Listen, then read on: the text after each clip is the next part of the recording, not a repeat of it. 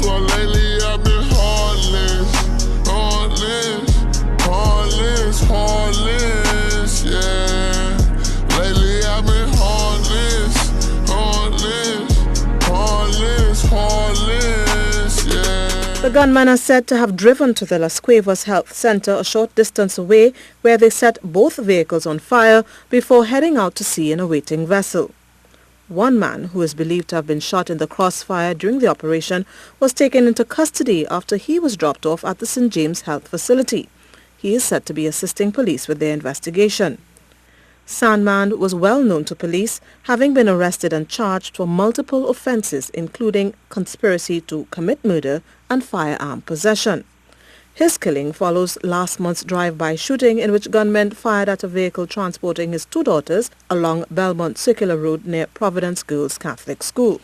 Investigators are also looking at the possibility that Thursday morning's shooting was a reprisal for a double murder in Maraval last week, where two men were killed in a drive-by shooting. Stacey Ann Providence, TTT News. What it do, YouTube? What the business is? Now, I know. It's been a minute. It's been a while. I know y'all miss me. And I miss y'all too. But enough of the sentimental talk. Let's get into what y'all came here to see and listen to. Now, this is the crazy story of Durell, Sho Raymond, an infamous gangster who held and ran the streets of Trinidad and Tobago, who once ran with the great late Akini Doe Adams, who once also ran with Sandman, and numerous other fellow late great gangsters who also ran Trinidad and Tobago. Whether they're not here no more, rest in peace, or whether they behind that wall locked up, free them. Now, on November 29th, 2021, Durell, Shorto, Raymond merely escaped a prison beating. This would all be exposed through a letter Shorto sent his attorney. The incident occurred in prison when two men were beaten by masked men in the Wayne Jackson building, while Shorto and another prisoner both knew they were next. They quickly ran back to their cells and closed the door, luckily escaping a beating. But these masked men who done this weren't prisoners. Nah, man, they weren't prisoners.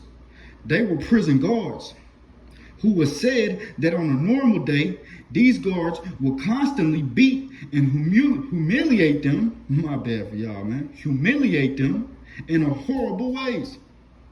Now, I know you all may be wondering, who is Durell Shorto Raymond? Well, Shorto is an infamous gangster. You know, he used to run the streets of Trinidad and Tobago, like I once said.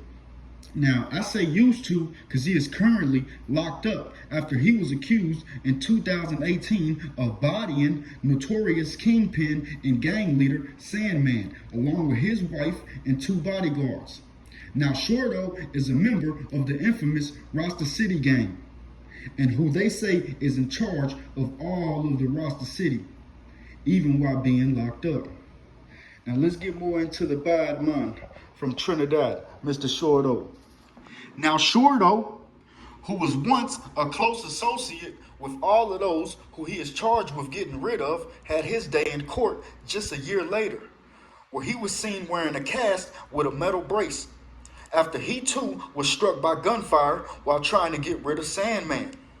Now, he was hit in the leg with a rifle, as in fact, this was the main reason why he was even arrested for all of this, because he was took to the hospital just moments after bodying all of his ex-associates.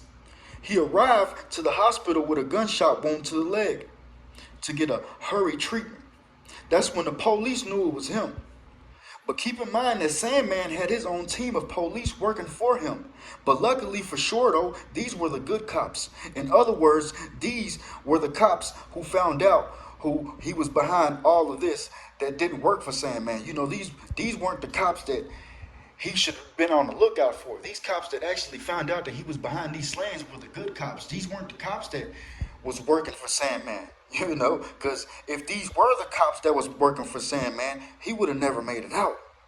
Now, it's said that Shorto was at the home of Sandman briefly before he and 7 men swarmed Sandman's house, shooting at the gates. After bodying everyone, they all escaped in boats at the sea lots. They ditched their cars before the shooting. It was all a part of the plan.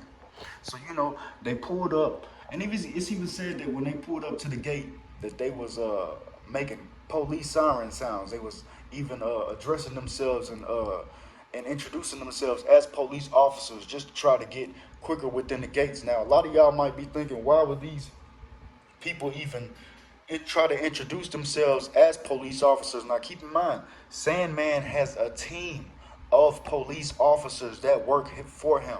Now, even the bodyguards probably wouldn't have known all of them, but that's why they were acting like they were the police, to try to get the door or the gate open quicker for them to hurry up and do what they were supposed to be doing there, So that, in fact, somewhat worked, but it didn't. It worked to an extent. That's why they were shooting at the gates. Now, they took out the bodyguards. They went inside the house. They took out Sandman. They took out his wife. But they were both sleeping, but they ended up waking up. Now, the kids, they were 16-year-olds. They had teenagers. They both hid in the closet, and luckily and thankfully, none of them were hurt. Now, after that, keep in mind, Shorto was struck by gunfire in the leg with a rifle.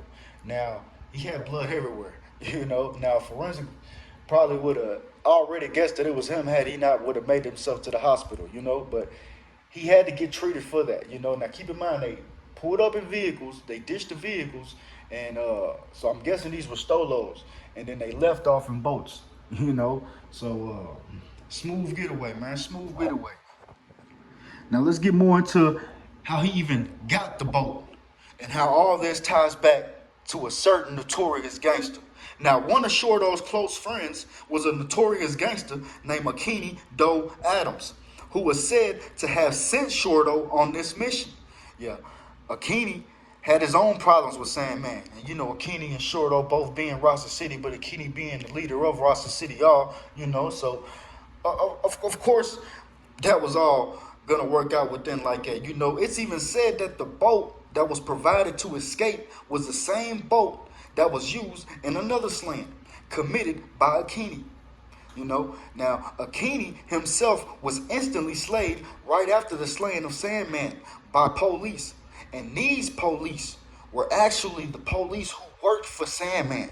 So it's crazy how Shorto got lucky, but Akini didn't. So after the Rasta City leader, who was took away, and Shorto was in jail, Shorto quickly knew it was time and a chance to take over and have full control of the Rasta City Gang, regardless of him being in jail.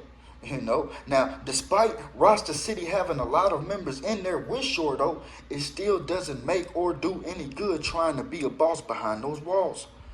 Now, Shorto, who is the new Rasta City leader, honestly, man, he's safer in jail due to his bad ties and bad blood with the police on the streets, whether it's those who worked for Sandman or those who didn't work for Sandman, but mostly those who worked for Sandman, because those cops, they have ties, and they ain't forgot, and this is the same repeating cycle that the next person, the next so-called gangster and bad man will go through, because living by the gun only means that you will be taken out by one.